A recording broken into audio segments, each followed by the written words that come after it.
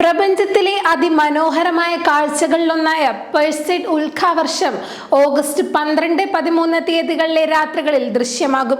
133 വർഷത്തിലൊരിക്കൽ സ്വാഫ്ടട്ടിൽ എന്ന വാൽ നക്ഷത്രം അവശേഷിപ്പിച്ച ധൂളികളിലൂടെ ഭൂമി കടന്നു പോകുമ്പോഴാണ് ഈ പ്രതിഭാസം സംഭവിക്കുന്നത്. ഇത് അവസാനമായി കടന്നുപോയത് 1992-ലാണ്. ഇത് ഓഗസ്റ്റ് മാസത്തിലെ ആകാശ കാഴ്ചകളിൽ ഏറ്റവും മനോഹരമായ ഒന്നാണ്. മണിക്കൂറിൽ 100 വരെ ഉൽക്കകൾ കാണാൻ സാധ്യതയുണ്ട്. ഭൂമിയിൽ നിന്ന് ദൃശ്യമാകുന്ന ഏറ്റവും തിളക്കമുള്ള പ്രകൃതിദത്ത പ്രദർശനങ്ങളിൽ ഒന്നാണിത്. വൈകുന്നേരം മുതൽ പുലർച്ചെ വരെ ഈ മനോഹര കാഴ്ചകൾ ദൃശ്യമാകും.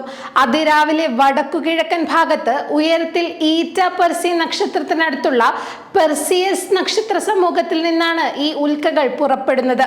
ഭൂമി എല്ലാ വർഷവും ഈ കോസ്മിക് പാതയിലൂടെ കടന്നു പോകുമ്പോൾ ചെറിയ ശകലങ്ങൾ സെക്കൻഡിൽ 37 മൈൽ വേഗതയിൽ നമ്മുടെ അന്തരീക്ഷവുമായി കൂട്ടിയിടിക്കുന്നു. ഈ അപാരമായ ഘർഷണം കാരണം ഈ കണികകൾ ജ്വലിച്ച് ആകാശത്തുടനീളം പ്രകാശത്തിന്റെ തിളക്കമുള്ള വരകൾ പ്രത്യക്ഷപ്പെടുകയും ചെയ്യുന്നു. പെർസിഡസ് ഉൽക്കാവർഷത്തിന്റെ കാഴ്ചകൾ ആസ്വദിക്കണമെങ്കിൽ നിങ്ങൾ ഒരു വിദൂര ഗ്രാമത്തിലേക്കോ ഇരുണ്ട സ്ഥലത്തേക്കോ പോകേണ്ടി വരും. ജൂലൈ മുതൽ ഓഗസ്റ്റ് 24 വരെ ഉൽക്കാവർഷം തുടരുമെങ്കിലും ഓഗസ്റ്റ് 12-13 തീയതികളിലെ രാത്രിയിൽ ഓരോ 2 മുതൽ 4 മിനിറ്റിലും നിങ്ങൾക്ക് ഈ കാഴ്ച കാണാൻ കഴിയും. എങ്കിലും ഇത്തവണ പൂർണ്ണചന്ദ്രനായതിനാൽ ഈ ഉൽക്കകളുടെ തെളിച്ചം കുറയാൻ സാധ്യതയുണ്ട്. ഈ കാഴ്ചകൾ നിരീക്ഷിക്കുന്നതിന് മുൻപ് നിങ്ങളുടെ കണ്ണുകൾ ഇരുട്ടുമായി പൊരുത്തപ്പെടാൻ കുറഞ്ഞത് 30 മിനിറ്റെങ്കിലും അനുവദിക്കുക. നീണ്ട ഉൽക്കാപതന പാതകൾ കാണാൻ ചക്രവാളത്തിന് ഏകദേശം 40 ഡിഗ്രി മുകളിൽ പ്രകാശബിന്ദുവിൽ നിന്ന് അല്പം അകലേക്ക് നോക്കാൻ വിദഗ്ധർ നിർദ്ദേശിക്കുന്നു. സ്മാർട്ട് ഫോണുകളിൽ ആസ്ട്രോണമി ആപ്പുകൾ ഉപയോഗിക്കുന്നത് പെർസിയസിനെയും മറ്റ് നക്ഷത്ര രാശികളെയും എളുപ്പത്തിൽ കണ്ടെത്താൻ നിങ്ങളെ സഹായിക്കും.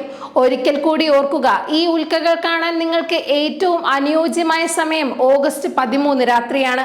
ഓഗസ്റ്റ് 12-13 തീയതികൾക്ക് പുറമെ ഓഗസ്റ്റ് 16-നും 20-നും ഇടയിലും ഉൽക്കാവർഷം നിങ്ങൾക്ക് കാണാൻ കഴിയും. അമേരിക്കൻ ബഹിരാകാശ സഞ്ചാരി ജിം ലോവൽ അന്തരിച്ചു.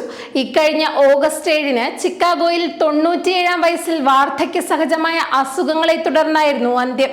ചന്ദ്രനിലേക്ക് പുറപ്പെട്ട അപ്പോളോ 13 ദൗത്യത്തിന്റെ കമാൻഡർ എന്ന നിലയിൽ ലോകം ജിം ലോവലിനെ എന്നും ഓർക്കും.